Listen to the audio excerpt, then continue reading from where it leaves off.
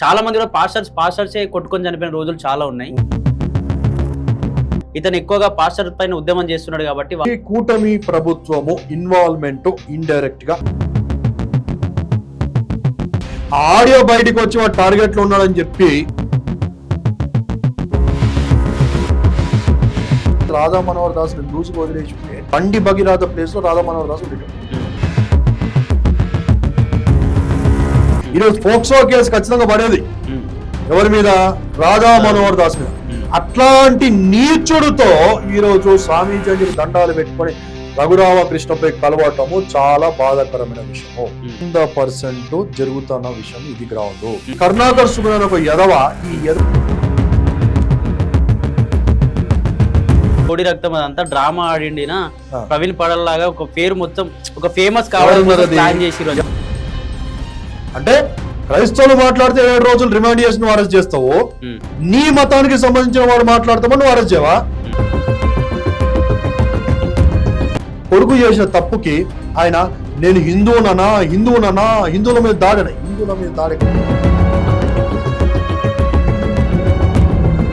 ఏ మీ యొక్క చంద్రబాబు నువ్వు ఎందుకు ప్రశ్నించవు? ఏ నీ రేవంత్ రెడ్డి నువ్వు ఎందుకు ప్రశ్నించవు? నీకు డైరెక్ట్ ఢిల్లీ దాకా నీ కనెక్షన్ ఉంటే రాహుల్ గాంధీకి నువ్వు ఎందుకు ఈరోజు నువ్వు మాట్లాడి చెప్పవో? సిగ్గు శరం లేని రఘురామకృష్ణ ఈరోజు వాళ్ళని ఇంటికి పిలిపించి సన్మానాలు చేసుకుంటా ఉన్నారు.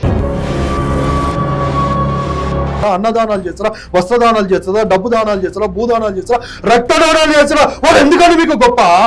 హిందూ సంఘాలు ఈరోజు ఏం చేస్తాం? వాళ్ళు తొక్కి దారది బెదిరించే ప్రయత్నం మాత్రమే జరిగిందా లేకపోతే చంపే ప్రయత్నం? ఖచ్చితంగా అండి.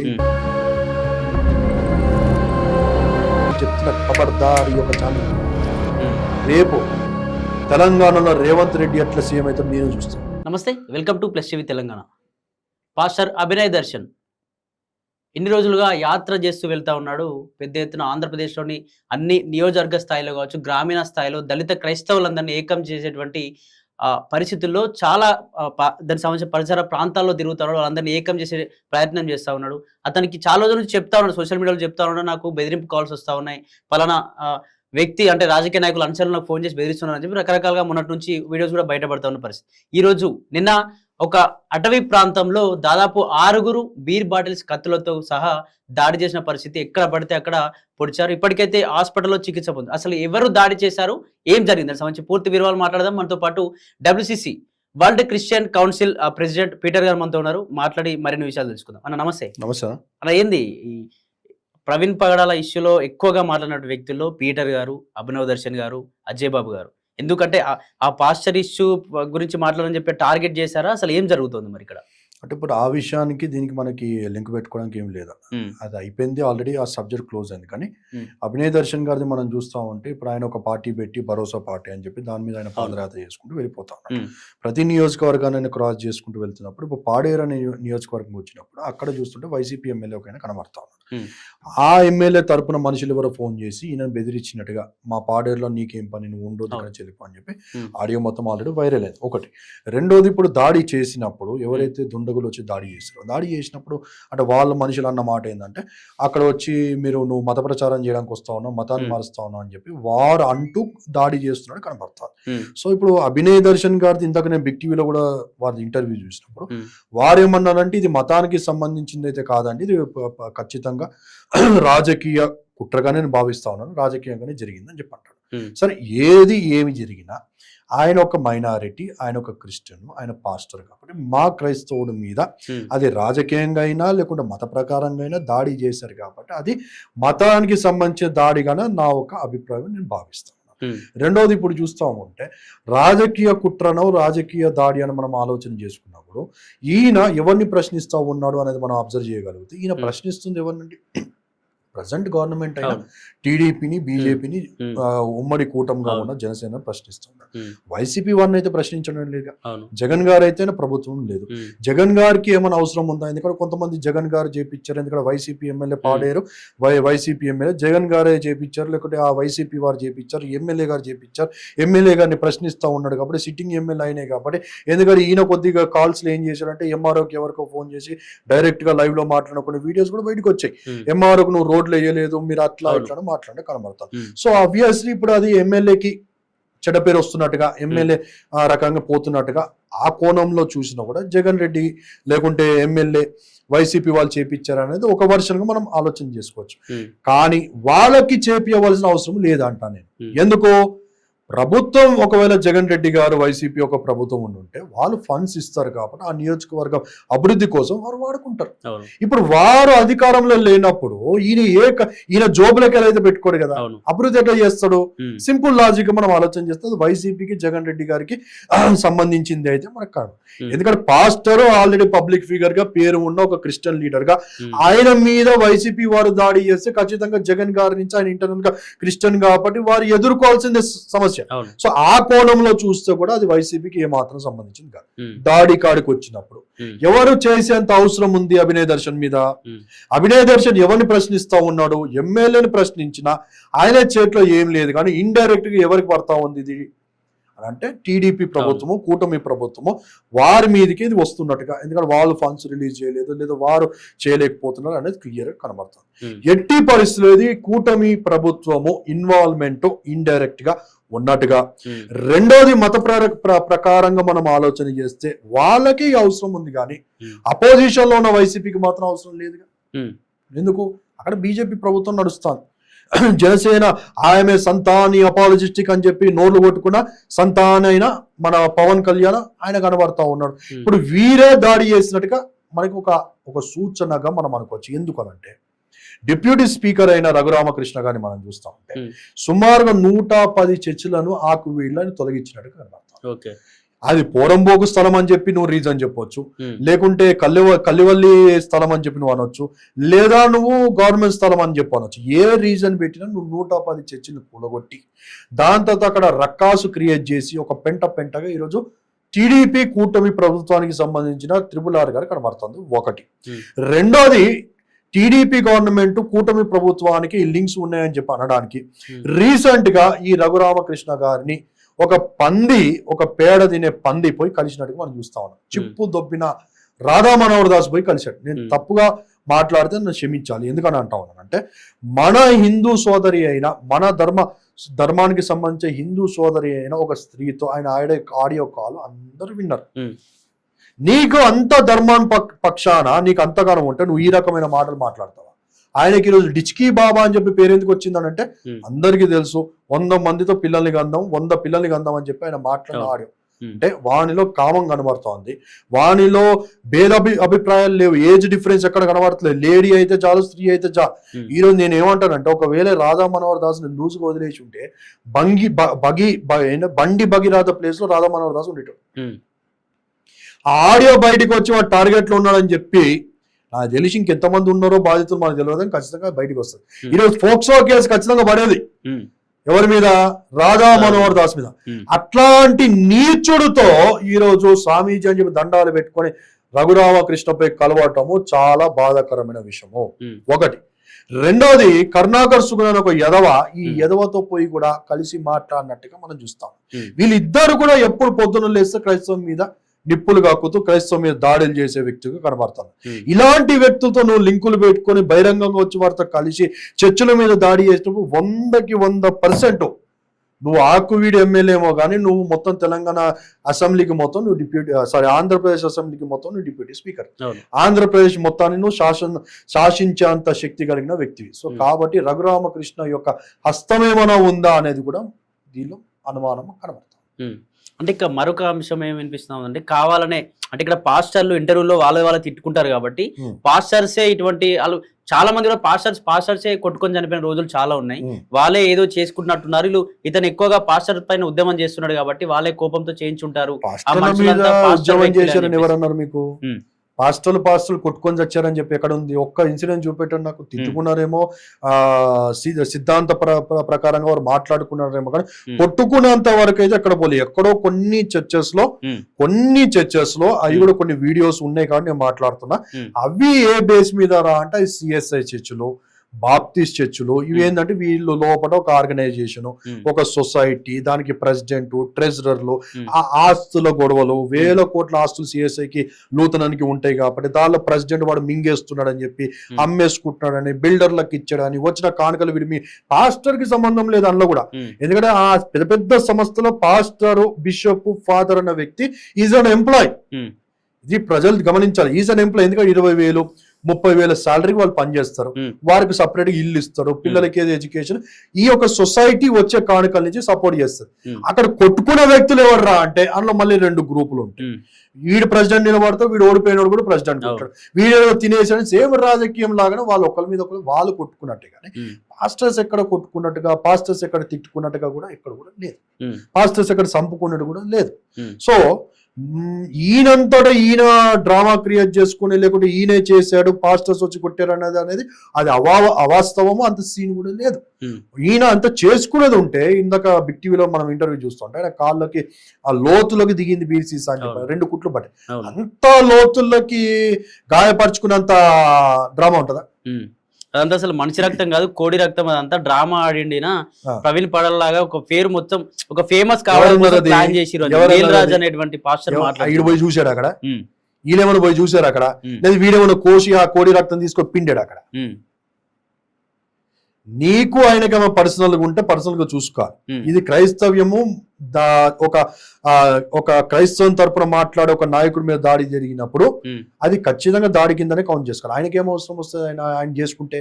రేపన్నా నేనేమంటానంటే, ఒకవేళ ఆ విధంగా ఆయన చేసుకున్నాడు అనుకోండి, నిజం బయటికి వచ్చింది అనుకోండి, ఎవరు తోకున్నాడు? ఆయన తోకున పోయిన ఆయన పడ్డట్టుగా రాజకీయంగా ఆయనకి భూస్థాపితం అయిపోయినట్టుగా నెక్స్ట్ టైం ప్రజలు నమ్ముతారా ఈ విషయాన్ని? అది వెరితనమే కదా అంట నేను. అంతకుముందు కూడా ప్రవీణ్ అన్న విషయంలో ఒకసారి తాగి చనిపోయాడు అని చెప్పి ఏదో సమ్ ఆడియో కాల్ బయటికి రావడము, అప్పుడైనా ఇవన్నీ ఎదుర్కోవడము, ఆల్రెడీ కావాల్సిన డ్యామేజ్ జరిగింది, నెక్స్ట్ టైం అని చెప్పి అపాలజీ చెప్పడం జరిగింది. ఆల్రెడీ తప్పు జరిగినప్పుడు మరొకసారి తప్పు చేస్తాడా అంటే చెయ్యడు అని చెప్పి అంటాడు. ఖచ్చితంగా దాడి జరిగే ఉంటుంది. ఎందుకంటే ఆల్రెడీ ఆయన ఆడియో కాల్, ఫోన్ నంబర్ కూడా బయట పెట్టాడు. ఆల్రెడీ ఆయనకు సుపారీ ఇచ్చారని చెప్పి రకరకాలుగా ఆయన ఖతం చేస్తామని చెప్పి మాట్లాడుతూ ఉన్నాం. మళ్ళీ ఖచ్చితంగా అక్కడ కనబడుతున్నప్పుడు, థ్రెటనింగ్ కనబడుతున్నప్పుడు, నువ్వు ఒక అర్బన్ నక్సల్స్ తిరిగి ఒక ఏదైతే లోన్లీ ప్లేసెస్ ఉన్నాయి అడవుల్లో తిరిగినప్పుడు ఖచ్చితంగా దాడి జరిగే అవకాశాలు 100కు 100 ఉన్నాయి. ఆయన చుట్టూరు ఎవరైనా ఈయన డ్రైవింగ్ చేస్తూ వెళ్తుంటాడు, పక్కన ఒక చిన్న పిల్లడు కూర్చుంటాడు, వెనకాల ఆయన మిత్రుడు కూడా వీడియో తీస్తున్నాడు, ముందుగా చెప్పుకున్నారు. ఎందుకంటే ఆయన వెనకాల కెమెరామెన్ రెడీగా ఉంటారు కాబట్టి ఎప్పుడైతే వీళ్ళు వచ్చి కోళ్ళు గుడ్లు కొట్టడం స్టార్ట్ చేస్తారో, రాళ్లతో కొట్టడం స్టార్ట్ చేస్తారో, కారంజల్లో స్టార్ట్ చేస్తారో, ఇమ్మీడియట్ గా వీడియో తీసుకోని చెప్పని వింటాడు. ఆయన అన్నాడు, నేను చెప్పాను వీడియో తీసుకోమని చెప్పి. ఎప్పుడైతే వాళ్ళు వచ్చి ఆపారో, స్టార్ట్ అయిందో, వీడియో తీయని చెప్పాను, వీడియో తీయడం స్టార్ట్ చేసి. అంటే ఒకటే వెహికల్ ఉందన్న, ఒకటే వెహికల్ ముగ్గురు ఉన్నారు అంతేనా? ముగ్గురే. ఏదో కార్ రిపేర్ ఉందని చెప్పి కార్ రిపేర్ చేసుకోవడానికి ఈ ముగ్గురు వెళ్తున్నారు ప్రయాణమే. వెళ్తున్నప్పుడు వీళ్ళ ప్లానింగ్, వీళ్ళ రూట్ మ్యాప్స్ అని తెలుసు కాబట్టి, ఊరుల్లో కాబట్టి కాపు కాశారు, అటాక్ చేశారు. Investigation is going on. ఒకవేళ డ్రామా అయితే ఇన్వెస్టిగేషన్ డ్రామా అని తెలియదు అనుకో, పట్టుకొని తన్నారు అనుకో, చిన్న పిల్లలు ఉన్న 20 సంవత్సరాలు పట్టుకొని మెత్త దోమారు అనుకో, పోలీసు వాళ్ళు ఇవ్వాల్సిన ట్రీట్మెంట్ ఇస్తే వాడు నిజం ఒప్పుకున్నాడు అనుకోండి, అప్పుడు ఎవడు బ్లేమ్ అవుతాడు? అంతా తెలిసి కూడా డ్రామా చేస్తారా అనేది పాయింట్. అంటే ఇక్కడ అతనితో పాటు అభినవ్ దర్శన్ తో పాటు ఒక మేనేజర్ ఉన్నాడు, ఇంకొకరు కూడా మొత్తం ముగ్గురు ఉన్నారని చెప్పి మాట్లాడుతున్నారు. బయట సర్క్యులేట్ అయ్యే అంశం ఏంటంటే, సరే అలా మేనేజర్ పైన మరి ఎందుకు కత్తులతో బీర్బాట్లతో దాడి చేయలేరు, ఎందుకు దాడి చేయలేరు, మరి అతను ఎందుకు వదిలి ఆ వీడియోలో మనం చూస్తుంటే కాలు గుంజుతా ఎందుకు దాడి చేయలేకపోయారు? మరి ఓన్లీ దర్శన్ పైన ఎందుకు దాడి జరిగింది అంటే కావాలనే ఫేమస్ కోసమే ప్రయత్నం జరిగింది, ఇది ఒక డ్రామా అని. దాడి చేసినో నీ ప్రశ్న అడగాలి మనం, ఎందుకు రా నువ్వు ఈయన వదిలేసావు, ఎందుకు రా అని కొట్టావనంటే బహుశా వాడు చెప్తాడు, నాకు వానికి ఏముందో లేదు, ఎవరు సూపర్ ఇచ్చా అభినయ్ని మాత్రం కొట్టమని చెప్పి ఇచ్చారో వాడు ఆన్సర్ చెప్పి. రెండోది అక్కడ క్లియర్ గా మనకు కనబడుతుంది ఏంటి, ఆ వెనకాల వీడియో తీస్తున్నాం తలుపు తీసి ఆయన కాలు పట్టుకొని లాగుతుంటే నేను కాదు నాది కాదు ఆయన అని వీడి భయానికి ఆయన ఇరికిచ్చేసి వాడి అభినయ్ మీద ఏ చేసినట్టు వీడు పిరికి నా కొడుకు తప్పించుకున్నాడు కనబడుతుంది క్లియర్ గా.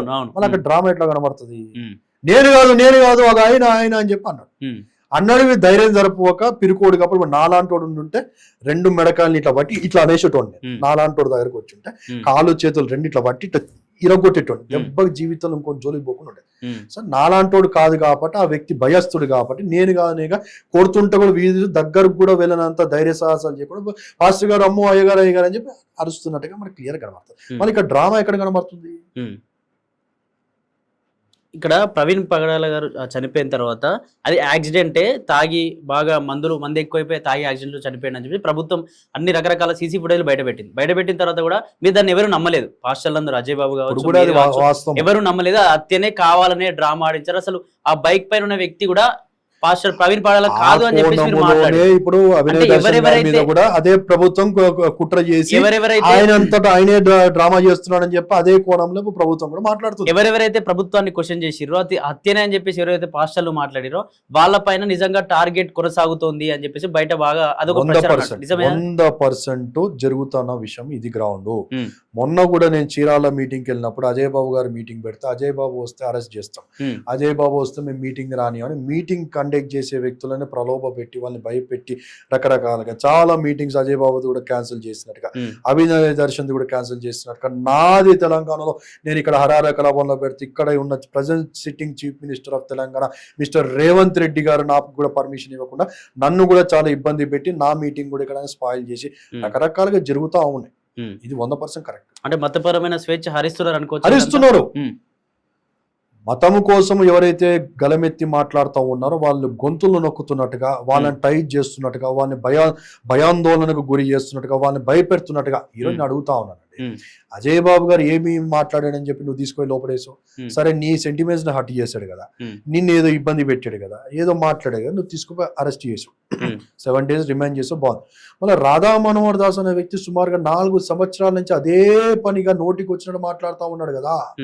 బొక్రా బైబిల్ అని చెప్పి మాట్లాడుతూ ఉన్నాడు, మరియమ్మ గారిని నోటికి వచ్చినట్టు మాట్లాడుతూ ఉన్నాడు, యేసు ప్రభుని నోటికి వచ్చినట్టు మాట్లాడుతున్నాడు, మత ఘర్షణలు చేస్తూ అటు లలిత్ కుమార్ కానీ, లేకుంటే అమారా ప్రసాద్ కానీ, లేకుంటే కరుణాకర్ సుగుణ కానీ సుమారుగా 4 సంవత్సరాల నుంచి మాట్లాడుతూ ఉంటే చంద్రబాబు దాంతో రేవంత్ రెడ్డి గారు నిద్రపోతున్నారని అడుగుతున్నా. అంటే క్రైస్తవులు మాట్లాడితే 7 రోజులు రిమాండ్ చేసి నువ్వు అరెస్ట్ చేస్తావు, నీ మతానికి సంబంధించిన వాడు మాట్లాడతామో నువ్వు అరెస్ట్ చేయవా? ఇదెక్కడి న్యాయం, ఇదెక్కడి ధర్మం? ఈరోజు అడుగుతా ఉన్న కాంగ్రెస్ లో ఉన్న క్రైస్తవుని, జనసేనలో ఉన్న క్రైస్తవుని అడుగుతున్నా, టీడీపీలో ఉన్న క్రైస్తవుని అడుగుతున్నా, మీ యొక్క చంద్రబాబు నువ్వు ఎందుకు ప్రశ్నించవు? నీ రేవంత్ రెడ్డి నువ్వు ఎందుకు ప్రశ్నించవు? నీకు డైరెక్ట్ ఢిల్లీ దాకా నీ కనెక్షన్ ఉంటే రాహుల్ గాంధీకి నువ్వు ఎందుకు ఈరోజు నువ్వు మాట్లాడి చెప్పవు? నీ బైబిల్ మీద వాడు మాట్లాడుతూ ఉన్నాడు, నీ యొక్క యేసు ప్రభు మీద మాట్లాడుతూ ఉన్నాడు, మరియమ్మ గారి మీద మాట్లాడుతూ ఉన్నాడు, సిగ్గు శరము లేని రఘురామకృష్ణ ఈరోజు వాళ్ళని ఇంటికి పిలిపించి సన్మానం చేసుకుంటా ఉన్నాడు. కడుపుకు అన్నం తింటున్నాడా పేడ తింటున్నాడా అని చెప్పి అడుగుతా ఉన్నాడు. మేము మాట్లాడితే మా మీద కేసు, మేము మాట్లాడితే అరెస్ట్. ఈరోజు నేను చెప్తున్న ఖబర్దార్ ఈ యొక్క ఛానల్ నేను చెప్తా ఉన్నా, రేపు తెలంగాణలో రేవంత్ రెడ్డి ఎట్లా సీఎం అవుతాడు నేను చూస్తాను. ఆంధ్రప్రదేశ్ లో మళ్ళీ కూటమి ప్రభుత్వం ఈరోజు తలా నోరు కొట్టుకుంటా ఉన్నారు జనాలు, ఇలా కొట్టుకుంటా 2 ప్రభుత్వాల నుంచి, చంద్రబాబు గారి యొక్క శిష్యుడు రేవంత్ రెడ్డి నుంచి తెలంగాణ ప్రజలు మీరు చూస్తే ఈరోజు మహిళలు ఏ చీఫ్ మినిస్టర్ని కూడా ఇన్ని బూతులు తిట్లే, అన్ని పచ్చి బూతులు తిడుతున్నారు, అమ్మ నాన్న ఘోరంగా తిడతా ఉన్నారు. నేను చెప్తా ఉన్నా ఈరోజు చైతన్యం వస్తా ఉంది. 2 ప్రభుత్వాలు రేపు ఖచ్చితంగా దిగేదాకా మేము పోరాటం చేస్తాం. అంటే వాళ్ళు ఏమంటున్నారు, హిందూ సంఘ నాయకులు ఏం మాట్లాడుతున్నారు, అసలు మేము క్రిస్టియానిటీ మతస్థులకు వ్యతిరేకం కాదు, కానీ వాళ్ళు అందరి ఇళ్లలోకి వెళ్ళి మతం మారని అని చెప్పేసి ఒక గొర్రెల్లా మతం మారుస్తా ఉన్నారు ప్రజలందరినీ అని చెప్పేసి వాళ్ళు చెప్తారు ప్రతిరోజు. అదే హిందూ సంఘ నాయకులకి నా విజ్ఞప్తి, జై శ్రీరామ్ అని చెప్పి మీరు అంటున్నారు కదా, ఫస్ట్ బయట చక్క పెట్టే ముందు మన ఇంటిని మనం చక్క పెట్టుకుంటారు. ఇంటి గెలిచి రచ్చ గెలువ అంటారు, ఇంట్లో గెలిచి రచ్చ గెలువ అంటారు. నేను ఆ ఒక పెద్ద మనుషులకు ఏమంటా అంటే, జై శ్రీరామ్ అని చెప్పి కొడుతున్నారు, జై శ్రీరామ్ అని చెప్పి చంపుతున్నారు, జై శ్రీరామ్ అని చెప్పి తాగుతున్నారు, జై శ్రీరామ్ అని చెప్పి వ్యభిచారం చేస్తున్నారు, జై శ్రీరామ్ అని చెప్పి నా భారతదేశము మాతృభూమి బిడ్డ అయిన స్త్రీలను మణిపూర్లో నగ్నంగా ఊరేగిస్తూ ఉంటే ఎక్కడ పోయారు? నువ్వు మాట్లాడాల్సింది అలాంటి వ్యక్తి. రే శ్రీరాముడు వారు ఒక ఆదర్శము, శ్రీరాముడు అంటే భారతదేశంలో ఒక గొప్ప వ్యక్తి, శ్రీరాముడు అంటే ఒక దేవుడు రా నాయన, ఇట్లాంటి పెంటలకు లాగుతారైనా పెంటనా కొడుకులారా అని చెప్పి నువ్వు మాట్లాడాలి. నీ ఇంటి నువ్వు చక్కబెట్టుకో. ఎవరైతే ఇప్పుడు బండి సంజయ్ గారు మనం చూస్తా ఉంటే వాడు కొడుకు చేసిన తప్పుకి ఆయన బీసీ కార్డు వాడారు తప్పించుకోవడానికి, కొడుకు చేసిన తప్పుకి కట్టర్ హిందూ అని చెప్పి ఆ కార్డు వాడారు, కొడుకు చేసిన తప్పుకి ఆయన నేను హిందువులనా హిందువుల మీద దాడి ఎక్కడ జరిగింది? హిందూ సంఘ నాయకులు పెద్ద మనుషులు ఏం చేయాలంటే, హిందువులను ఇట్లందాలకు ఎందుకు లాగుతున్నావు? శ్రీరాము అయిన అంత మహానుభావుడని నేను ఒక రాజుగా శ్రీరాముడు వారిని నేను హ్యాట్స్ ఆఫ్ అని చెప్పంట. ఒక మనిషిగా, ఒక రాజుగా, అంబేద్కర్ గారు ఏ విధంగా అయితే ఆయన ఒక రోల్ మోడల్గా ఉన్నారో, ఆయన చేసిన రాజుగా ఉన్నప్పుడు ఆయన చేసిన మంచి పనులు కానీ, ఆయన ఒక బిహేవియర్, ఆయన క్యారెక్టర్ విషయంలో ఈవెన్ నేను కూడా ఒక అభిమానిగా హ్యాట్స్ ఆఫ్ అని చెప్పంట. ఒక రాజుగా నేను కూడా జై శ్రీరామ్ అని చెప్పంటాను తప్పు కాదని చెప్పంటారు. రాజుగా నా ప్రిన్సిపల్ గా, నా కాన్సెప్ట్ గా, దేవుడి కాన్సెప్ట్కి వచ్చినప్పుడు నేను అంగీకరించకపోవచ్చు, ఎందుకంటే యేసు ప్రభు వారు మాత్రమే దేవుడు అని చెప్పి నేను అంటాను. కానీ ఒక మనిషిగా వచ్చినప్పుడు, ఆయన ఈ భూలోకంలో ఒక మనిషి, ఒక రాజుగా ఉన్నప్పుడు ఆయన రాజ శాసనాలు, ఆయన బిహేవియర్, క్యారెక్టర్ కి ఖచ్చితంగా హ్యాట్స్ ఆఫ్ అని చెప్పంటాను నేను. శ్రీరాముడు అలాంటి గొప్ప వ్యక్తి అయిన శ్రీరామ దేవుణ్ణి ఈ రోజు నువ్వు ఎక్కడ తీసుకొచ్చు? మన బండి సంజయ్ ని హిందూ సంఘాలు ఎందుకు మాట్లాడవు? భగీరథ విషయంలో హిందూ సంఘాలు ఎందుకు మాట్లాడట్లే? మీ దేవుణ్ణి చెడగొడుతుంది హిందువే కదా. ఈరోజు నా క్రైస్తువులు అలాంటి తప్పు చేస్తే ఖచ్చితంగా నేను నిలదీస్తాను. మా చర్చిలో నిలదీసేది అదే. మా చర్చ అంటే nothing but is washing powder నిర్మాది. పాపముతో వచ్చే తప్పుడు వ్యక్తులుగా వచ్చేవాడిని వాషింగ్ పౌడర్ నిర్మా చేస్తాడు పాస్టరు. ఈరోజు జై శ్రీరామ్ అనేటోడు తాగొద్దని చెప్పి ఎందుకన్నది? జై శ్రీరామ్ అనేటోడు వ్యభిచారము చెయ్యొద్దని చెప్పి నువ్వు ఎందుకు చెప్పవే?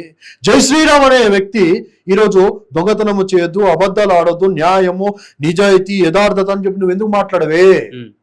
నేనేమంటానంటే, అలాంటి నువ్వు మాట్లాడతలేవు కాబట్టి ఈరోజు క్రైస్తవం వచ్చి మాట్లాడుతూ ఉంది. క్రైస్తవం చెప్పేది ఏంటండి? నిన్ను వల్ల నీ పొరుగు వాడిని ప్రేమించంటది. క్రైస్తవం చెప్పేది ఏంటండి? సస్యశాలంగా కలిసిమెలిసి ఉండాలని చెప్పంటది. క్రైస్తవం చెప్పేది ఏంటండి? తాగొద్దని చెప్పంటది. తాగుపోతుంది మారుస్తుంది క్రైస్తవము, వ్యభిచారుల్ని మారుస్తుంది క్రైస్తవము, హంతకుల్ని మారుస్తుంది క్రైస్తవము. ఈరోజు క్రైమ్ రేటు ఇండియాలో కంట్రోల్ తీసుకొస్తుంది క్రైస్తవము. అత్యధికంగా పాలిస్తున్న బీజేపీ రాష్ట్రాల్లో నంబర్ 1 గా ఇండియా మొత్తంలో క్రైమ్ ఎక్కడ ఉంది? క్రైమ్ రేట్ హైయెస్ట్ అంటే ఉత్తరప్రదేశ్. నెక్స్ట్ పిఎం గా అనుకుంటున్నా యోగి ఆదిత్యనాథ్ రాష్ట్రంలోనే. ఈరోజు మీరు గూగుల్లో కొడితే which state is more in crime అంటే యోగి ఆదిత్యనాథ్ గారు అని చెప్పి వస్తాను. అక్కడే కదా అయోధ్య ఉంది. హిందూ సంఘాలు ఏమైనాయి? క్రైమ్ రేట్ని ఎందుకు నువ్వు తగ్గించట్లేదు? వాళ్ళని క్రిస్టియన్ నువ్వు కంట్రోల్ చేస్తావా? ముస్లింలను నువ్వు కంట్రోల్ చేస్తావా? దాన్ని చేయడం బట్టి ఎవరికి నష్టం అంట నేను. ఈరోజు మిషనరీస్ ఇండియాకి ఏం చేశారండి? విలియం కేరీ అన్న వ్యక్తి ఈరోజు ఒక క్రైస్తవుడు ఇండియాకి ఏం చేశాడు అని అంటే, ట్రైన్స్ని తీసుకొచ్చాడు, ప్రింటింగ్ ప్రెస్ని తీసుకొచ్చాడు, న్యూస్ పేపర్స్ని తీసుకొచ్చాడు, ఆర్ఫనేజ్ని తీసుకొచ్చాడు, ఓల్డ్ ఏజ్ హోమ్స్ని తీసుకొచ్చాడు. ఈరోజు సతీ అనేది ఇండియాలో లేకుండా అయిపోయిందంటే అది కేవలం ఒక క్రైస్తవుడు మాత్రమే. దాన్ని బట్టి నువ్వు లేచి నిలబడి సెల్యూట్ కొట్టు. సత్యాన్ని తీసుకొచ్చింది ఎవడో? ఈరోజు మన అమ్మమ్మలు, నానమ్మలు వెనకాలకి వెళ్ళి చూస్తూ ఉంటే వారు ఇంకా తాత చచ్చిపోయిన బ్రతికి ఉన్నారంటే కారణం ఒక క్రైస్తవుడైన మిషనరీ అయిన విలియం కేరీ.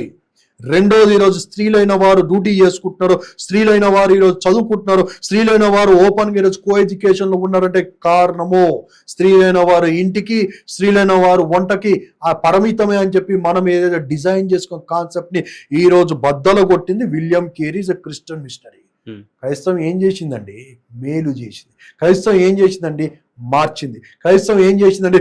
మార్పుని తీసుకొచ్చింది. క్రైస్తవం ఏం చేసిందంటే బెటర్ ఫ్యూచర్, బెటర్ ఇండియా అని కోరుకున్నది ఈరోజు క్రైస్తవం. నేను బ్రిటిష్ వారి కోసం నేను మాట్లాడట్లేదు.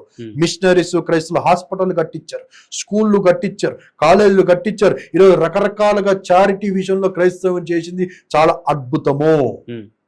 ఇది తెలుసుకోవాలి. ఈ కాలపు యుగంలో ఉన్న యూత్ కానీ, మనుషులు కానీ అది మర్చిపోదు. 18s లో 90s లో 1947కి ముందు క్రైస్తవం చేసింది. మదర్ తెరీసా ఎవరండి? లెప్రసీ ఎవడైనా చేశాడా? గోషిగాడు ఉన్నాడు పిల్క. ఎవడు? అచ్చొచ్చిన ఆంబోతులాగా రోజు నోరేసుకొని పాడేసుకొని మాట్లాడే రాధా మనోహర్ దాసు ఒక్క లెప్రసీని క్లీన్ చేశాడా? ఒక లెప్రస్ కుష్టి రోగుని ఎప్పుడైనా ముట్టుకున్నాడా? ఒక కుంటివాడిని ఎప్పుడైనా ముట్టుకున్నాడా? ఒక చారిటీ వర్క్ ఏమైనా చేస్తారా? దాన ధర్మాలు చేస్తారా? అన్నదానాలు చేస్తారా? వస్త్రదానాలు చేస్తారా? డబ్బు దానాలు చేస్తారా? భూదానాలు చేస్తారా? రక్తదానాలు చేస్తారా? వాడు ఎందుకని మీకు గొప్ప? హిందూ సంఘాలు ఈరోజు ఏం చేస్తావు? వాడు తొక్కి దారదీయరి ఏం చేస్తావరా? ఈరోజు క్రిస్టియానిటీ ఇండియన్ బాగు చేసిందిరా. ఈరోజు సెంట్రల్ మినిస్టర్గా ఉన్న ప్రతి కుటుంబము ఈరోజు బ్రిటిష్లో, లండన్లో, అమెరికాలో నువ్వు పోయి క్రైస్తవ దేశం చదువుకుంటా ఉన్నావు. ఏ కారణం బట్టి? క్రైస్తవ్యం అక్కడ ఉండు బట్టి ఆ దేశం అంతా సస్యశ్యామలంగా ఉంది. ఈరోజు ఇండియాలో ఎలాంటి పరిస్థితులు ఉన్నాయి? మళ్ళీ వెనక్కి తీసుకునే అలాంటి స్వామీజీలు ఏందండి మీరు వెనకేసుకొచ్చేది? అనేక వేరే సైడ్ వచ్చేసింది మొత్తం. అభినయ దర్శన్ విషయానికి వస్తే చివరిగా అదే మత అతను మార్పిడి only- విషయంలో అతనిపై మాట్లాడుతూ only- ఉన్నా. మత మార్పిడి అనేది ఇంపార్టెంట్ ఇండియాలో. ఉమ్, క్రైస్తవ్యం పెరగటం ఇంపార్టెంట్ ఈ రోజు. ఉమ్, పాస్టర్లో లేకుంటే చర్చిలో లేకుంటే సువార్త నువ్వు అరికడతా ఉన్నావు కదా, అరికట్టుడు బట్టి మళ్ళీ వెనక్కి వెళ్తావు, మళ్ళీ సతీకి వెళ్తావు, ఉమ్, మళ్ళీ మొదటి ఆడపిల్లల్ని తీసుకొచ్చి మళ్ళీ అక్కడ ఉన్న అదేంటి ఒకటి సాంప్రదాయం ఉండే తీసుకెళ్లి ఆ ఊర్లో పెద్దలకి లేకుంటే అక్కడ ఉన్న వారికి అప్పచెప్పాలి. ఉమ్, ఏ సాంప్రదాయం కావాలి? ఈరోజు అవన్నిటిని మార్చిందా? తప్పని చెప్పి మార్చింది క్రైస్తవ్యం. ఖచ్చితంగా మత మార్పిడి అవసరమో, మతాన్ని ఏమంటారు, మత మార్పిడి ఖచ్చితంగా చేస్తాం. ఉమ్. అన్న ఇక్కడ అభినవ్ దర్శన్ విషయానికి వస్తే ఓన్లీ బెదిరించే ప్రయత్నం మాత్రమే జరిగిందా, లేకపోతే చంపే ప్రయత్నం ఏమైనా చంపే జరిగిందా అక్కడ? ప్రయత్నము ఖచ్చితంగా అండి. ఉమ్. ఇప్పుడు ఆయన చెప్తున్నాడు ఇక్కడ కడుపులో పొడవబోయేసరికి ఆయన తప్పించుకొని కొద్దిగా డిఫెన్స్ చేయడం బట్టి అది తొడలకు దిగిపోయింది. నేను అరవడం బట్టి వాళ్ళు రావడం బట్టి వాళ్ళు అక్కడి నుంచి పరారైపోయారని చెప్పి ఉమ్, ఖచ్చితంగా అది మర్డర్ చేయడానికి ప్రవీణ్ అన్న తర్వాత ఈరోజు అభినయ దర్శన్ చంపడానికి ప్రయత్నమే. నెక్స్ట్ అజయ్ బాబు కోసం కూడా మాట్లాడుతుంటే ఉమ్, అక్కడెక్కడ ఊర్లో కొంతమంది కూర్చొని ఏదో ప్లానింగ్ చేశారు. ఆయనని కూడా టార్గెట్. నాకైతే చాలా మంది కాల్ చేస్తారు కానీ నేను ఎప్పుడు ఎక్కడ చెప్పుకోలేదు. ఎందుకంటే నాకు చేసినోడు మళ్ళీ రెండోసారి కాల్ చేయడం ఉమ్, వానికి అర్థమైపోతుంది. నా దగ్గరకు వచ్చిన వాళ్ళు కూడా చాలా మంది ఉన్నారు. ఉమ్, తర్వాత మన దాటి తట్టుకోలేక వెళ్ళిపోయిన వాళ్ళు చాలా మంది మన దగ్గర. ఉమ్, ఇప్పుడు వాళ్ళ దగ్గరికి పోయి మీరు చేస్తా ఉంటే అది ఖచ్చితంగా నెక్స్ట్ అజయ్ బాబు, దాంతో నన్ను కూడా చాలా మంది టార్గెట్ చేస్తున్నారు. దేవుడు రాసిన తలరాత ఎవరు కూడా మార్చలేరు అంటారు. ఉమ్. ఆయన శాసించినప్పుడు ఖచ్చితంగా నా నోట్లకి నా ప్రాణాన్ని వదిలేస్తాను. ఇప్పుడు ప్రవీణ్ పగడాల చనిపోయిన తర్వాత పెద్ద ఎత్తున పోరాటాలు తీసుకొచ్చిర్రు, ప్రెస్ మీట్లు పెట్టిర్రు, పెద్ద ఎత్తున మాట్లాడుకుంటూ వచ్చిర్రు. మరి ఇప్పుడు అభినవ్ దర్శన్ ఇష్యూ తర్వాత ఏమైనా పోరాటం ఉండబోతుందా క్రిస్టియానిటీ నుంచి మళ్ళీ? 100% క్రైస్తవులంతా అర్థం చేసుకుంటున్నారు, చూస్తున్నారు, ఐక్యత కలుగుతా ఉంది. వచ్చే ఎలక్షన్స్లో ప్రభుత్వాలు నిర్లక్ష్యం చేస్తూ ఉన్నాయి. మాకు రావాల్సిన హక్కులు మాకు ఇవ్వట్లేదు, మాకు ప్రొవైడ్ చేసిన ఫండ్స్ మాకు ఇవ్వట్లేదు, మాకు ఇవ్వాల్సిన ఎమ్మెల్సీలు మాకు ఇవ్వట్లేదు, మాకు ఇవ్వాల్సిన రాజ్యసభలు మాకు ఇవ్వట్లేదు, మాకు ఇవ్వాల్సిన కార్పొరేషన్స్ మాకు ఇవ్వట్లేదు, మాకు ఇవ్వాల్సిన కమిషన్స్ మాకు ఇవ్వట్లేదు. మేము అడుగుతా ఉన్నాం ఈరోజు క్రిస్టియన్ అట్రాసిటీ యాక్ట్ కావాలని చెప్పి WCC నుంచి నేను పోరాటం చేస్తా ఉన్నాను. దీని ద్వారా క్రైస్తవులకు ఒక ప్రొటెక్షన్, ఒక రక్షణ కలుగుతుంది. ఎవడైనా ఇట్లాంటివి ఆలోచన కలిగి ఉంటే రేపన్నాడు వానికి అట్రాసిటీ యాక్ట్ ద్వారా 10 సంవత్సరాల జైలు శిక్ష, 10 లక్షల జరిమానా అనేది ఖచ్చితంగా ఉంటుంది. కాబట్టి ఆ విషయంలో మేము అడుగుతా ఉన్నాం. ఒకవేళ ఇటు చంద్రబాబు కానీ అటు రేవంత్ రెడ్డి కానీ మేము సెక్యులరం, మేము ఎవరికి కూడా కొమ్ము గాయటం లేదంటే మేము అడిగిన డిమాండ్లకి మీరు ఖచ్చితంగా వచ్చే ఎలక్షన్స్లో మీ యొక్క మేనిఫెస్టోలో పెడతారు. చివరికి ఏం చెప్పాలనుకుంటున్నారు ఈ ఇష్యూకి సంబంధించి? ఖచ్చితంగా అండి, ఈ విషయంలో నిందితుల్ని అరెస్ట్ చేయకుండా, వారి మీద పీడీ యాక్టులు పెట్టకుండా, రౌడీ షీటర్స్ మీరు ఓపెన్ చేయకుండా మీరు అట్లే వదిలేస్తే 100కి 100% నెక్స్ట్ ఆంధ్రాలో టీడీపీ కూటమి ప్రభుత్వం ఉండదు. ఇది గుర్తు పెట్టుకోండి. అక్కడ ఉన్న 5-6 కోట్ల మందిలో 2 కోట్లకి పైన క్రిస్టియన్ జనాభా ఉంది, ప్రతి ఒక్కరు గమనిస్తూ ఉన్నారు. రెండోది తెలంగాణలో కూడా ఇక్కడ కూడా మైనారిటీ అని చెప్పి నువ్వు జనగణగా ఏదైతే నువ్వు సంఖ్యలు తీసుకొని వచ్చి దాని 1,00,000 మంది క్రిస్టియానిటీ అని చెప్పి నువ్వు అనుకుంటా ఉన్నావు. కానీ తెలంగాణ మొత్తం తీసి ఒక్క కాన్స్టిట్యున్సీలోనే 10,000 చర్చిలు కనబడతాయి. గల్లీకి ఒక చర్చి ఉంది. నువ్వు 1,00,000 మంది అని చెప్పి ఎట్లా అంటాను? ఉన్న 4 కోట్ల మందిలో నాకు తెలిసి సుమారుగా 1.5 కోట్ల పైన క్రైస్తవులు తెలంగాణలో ఉన్నారు. వచ్చే ఎలక్షన్స్లో మా ప్రభావం ఏంటో, మా బలం ఏంటో మేము ఖచ్చితంగా చూపెడతాం. రైట్, థ్యాంక్ యూ అన్న. Thank you. ఇది పాస్టర్ పీటర్ గారితో స్పెషల్ ఇంటర్వ్యూ. మరిన్ని అప్డేట్స్ కోసం చూస్తూనే ఉండండి plus TV Telangana. Thank you.